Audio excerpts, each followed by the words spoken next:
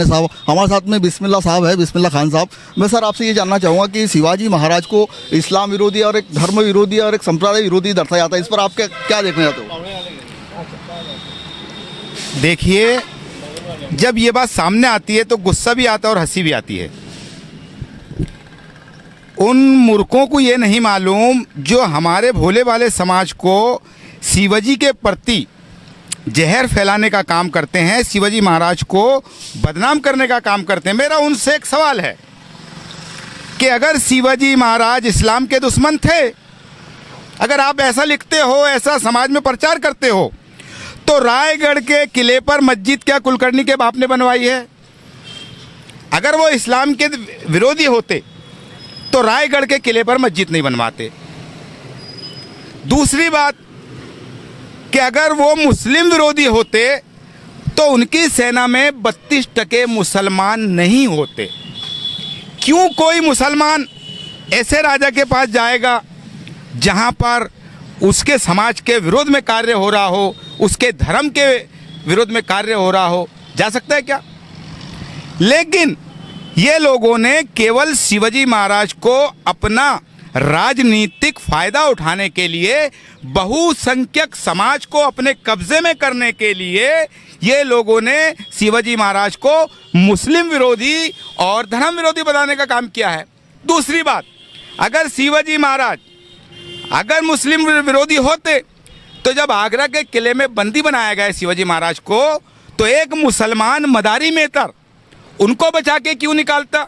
चलो ठीक है, ये मुस्लिम विरोधी है, धर्म विरोधी है, कम से कम ये आ गया है कब्जे में तो ये खत्म हो जाएगा, तो हमको सुकून मिल जाएगा। लेकिन नहीं, ना ही वो मुस्लिम विरोधी थे और ना ही वो धर्म विरोधी थे। एक मुसलमान ने उनको वहाँ से बचा के निकालने का कार्य किया। दूसरी बात, जब शिवाजी महाराज को ये हस्त से नहीं अपना मार सके, ये फौज से नहीं मार सके, जब इन्होंने प्लान बनाया प्रतापगढ़ के नीचे अपने अफजल खान की और शिवाजी महाराज की भेंट करने का, तो उस वक़्त फिर इन्होंने षड्यंत्र रचा। जो इन मनुवादी मानसिकता के औरंगजेब की सेना में जो लोग थे, उन लोगों ने, वो लोग पसंद ही नहीं करते थे कि एक शूद्र राजा रहे। उनको सबसे बड़ा कांटा ये था कि शिवाजी शूद्र है और ये राजा कैसा बन गया है, किसी भी तरीके से शिवाजी को खत्म किया जाए, इनकी ये सोच थी। जैसे ही प्रतापगढ़ पे इनके भेंट का मामला चला, तय हुआ, तारीख तय हुई, तो इन्होंने मिलकर जो मनुवादी सेना थी औरंगजेब के पास में, जैसे कृष्ण भास्कर कुलकर्णी और इसके आगे पीछे के लोग, इन्होंने कहा कि देखो, आप उसको तलवार से नहीं मार सकते, जंग में नहीं हरा सकते, एक मौका आपके पास है कि आप शिवाजी को दबा के मार सकते हो। जब बोले तुम्हारा मिलाप होगा, जब दो खेमे के अंदर ना तुम्हारे पास हथियार होगा और ना उसके पास हथियार होगा, और जब आप गले मिलोगे तो शिवाजी को दबा के मार डालना। ये इनका पैक्ट हुआ, ये षड्यंत्र हुआ। लेकिन देखो, कहते हैं ना, जो अच्छा होता है उसको बचाने वाला, जिसको रखे साइयाँ मार सके ना कोई। ये बात औरंगजेब की सेना के अंदर एक रुस्तम जहान नाम का आदमी था सेना में, उसने इनके काले कारनामों की और ये पापी षड्यंत्र को सुन लिया, और सुनने के बाद तुरंत ही रुस्तम जहान ने बागनखे बनवा कर शिवाजी महाराज को भिजवाया। अब जैसा तय हुआ था वैसे ही सब बातचीत होने के बाद में अफजल खान उठा, बोले शिवाजी महाराज गले मिलो। जैसे ही गले शिवाजी महाराज मिलने के लिए गए, उनको दबा दिया। लेकिन पूरी की पूरी बात रुस्तम जहान ने समझा दिया था कि अफजल खान नीचे से लेके ऊपर तक के लोहे का वो पहना होगा, सुरक्षा कवच, लेकिन उसका पेट खुला होगा।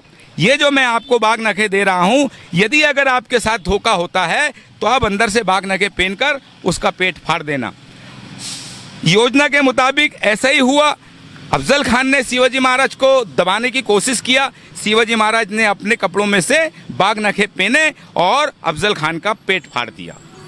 जैसे अफजल खान का पेट फाड़ा, अफजल खान ने चिल्लाया। जैसे ही चिल्लाया, बाहर कृष्ण भास्कर कुलकर्णी था, दौड़ता हुआ आया और दौड़ता हुआ आकर और शिवाजी महाराज पे पहला घाव देने वाला वो अपने कृष्ण भास्कर कुलकर्णी था। अब बात यह आती है कि अगर वो हिंदुत्व का रक्षक था शिवाजी महाराज अगर हिंदुत्व के रक्षक थे, हिंदुओं के रक्षक थे, तो फिर कृष्ण भास्कर कुलकर्णी ने उनके ऊपर वार क्यों किया? ये समाज को सोचना पड़ेगा, ये समाज के लोगों को सोचना पड़ेगा। दूसरी बात ये मैं कहता हूं कि आज हमारे जो पुराने इतिहास के अंदर जो बातें थी उसको तोड़ मरोड़ के पेश करने की कोशिश कर रहे हैं। कैसे? कि जैसे ही सैयद बंडा ने शिवाजी महाराज पर दूसरा वार करने की कोशिश किया, जीवाजी माले आए, ऐसा पटा चलाया कि आपने सैयद बंडा का हाथ हवा के अंदर लटक गया। तभी से कहते हैं कि होते जीवाजी तो वाचले शिवाजी। लेकिन उसमें भी अब कर दिया उन्होंने क्या कि हम जीवाजी शब्द जो था, जी का शब्द वो अदब का होता है, सभ्यता का होता है, अब उसको तोड़ के कहते हैं होता जीवा तो वाचला शिवा। यानी ये देखिए, तो ये शिवाजी की औलादों को सोचना होगा, शिवाजी की औलादों को इतिहास खोलकर देखना होगा। और मैं कहता हूं कि वो शिवाजी महाराज हमारे थे, ना ही वो इस्लाम के दुश्मन थे और ना ही मुसलमानों के दुश्मन थे। जब तक जिंदा हैं हम समाज को ये बात पहुंचाते रहेंगे और समाज का भी काम है कि इतिहास खोल कर देखे अपने महापुरुषों के दुश्मन कौन हैं और दोस्त कौन हैं। आज की तारीख में हमारे महापुरुषों को दुश्मनों ने ही कैचअप करके रख लिया है और गलत तरीके से प्रस्तुत करके ये दो समाजों में झगड़ा लगाना चाहते हैं। इसलिए भाइयों, आने वाली शिवाजी महाराज जयंती के ऊपर आप लोग प्रण लें, शपथ लें कि हम इस देश के अंदर सच्चे और पक्के शिव सैनिक बनेंगे। शिव सैनिक का मतलब ये नहीं कि शिवसेना पार्टी के हर वो आदमी शिव सैनिक हो सकता है जो आदमी शिवाजी महाराज के विचारों को सही तरीके से समाज तक पहुंचाने का काम करेगा, इस देश के अंदर भाई से भाई को जोड़ने का काम करेगा, वो ही सच्चा और पक्का शिव सैनिक हो सकता है। अन्यथा जो लोग शिव सैनिक होने का ढोंग करते हैं वो इस देश के अंदर, भारत के अंदर शिवाजी महाराज के वंशज को नुकसान पहुंचाने का काम कर रहे हैं, लूटने का काम कर रहे हैं। इसी के साथ मैं अपनी बात खत्म करता हूं। जय जिजाऊ, जय शिवराय।